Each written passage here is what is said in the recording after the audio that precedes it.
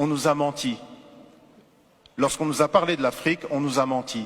Et lorsque nous parlons de l'Afrique, nous, Africains et Afrodescendants, nous nous mentons à nous-mêmes. Bonsoir à tous. Good evening, everyone. Je vais faire ce petit mot d'introduction en français. Voilà, c'est fait. Aujourd'hui naît Incarnation. Incarnation aurait pu s'appeler Initiation. Et Incarnation démarre, vous allez le découvrir ici en rentrant, sur un constat qui est fort, sur une déclaration, une affirmation qui est très forte. On a parlé à l'instant de cette carte renversée. En fait, les cartes pré-Mercator, beaucoup de cartes représentent l'Afrique avec le nord en bas et le sud en haut. C'est ce qu'on appelle un point de vue afrocentrique. Et effectivement, la Terre, c'est une sphère qui flotte dans l'univers.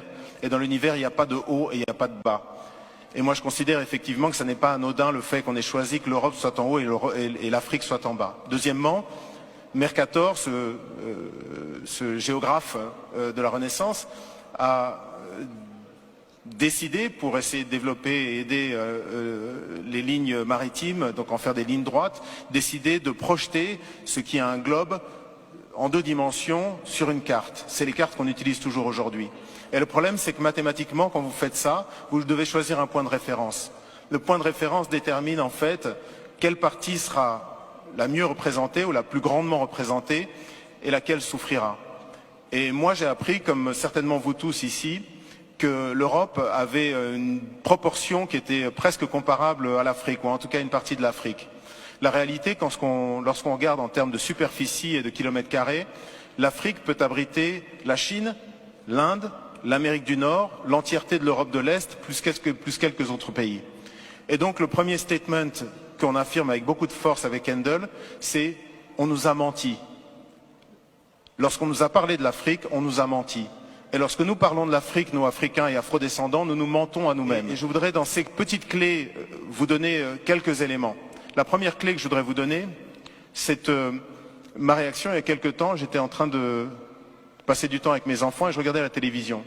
Et il y a une jeune artiste angolaise qui est brillante, qui est magnifique, une chanteuse magnifique, Perola, qui est quelqu'un qui a tellement de force, de caractère et de conscience, une immense artiste vraiment. Et elle montrait l'Angola, qui a été un pays qui a été détruit par la guerre, et elle est allée à Soyo, à l'embouchure du fleuve Congo.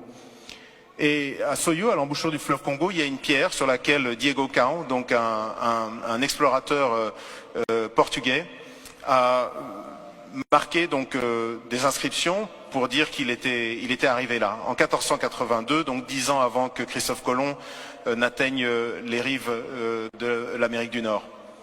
Et cette jeune chanteuse a dit en portugais, je vous le traduis en français, elle a dit voilà, 1482, Diego Cao arrive ici et c'est maintenant que commence notre histoire.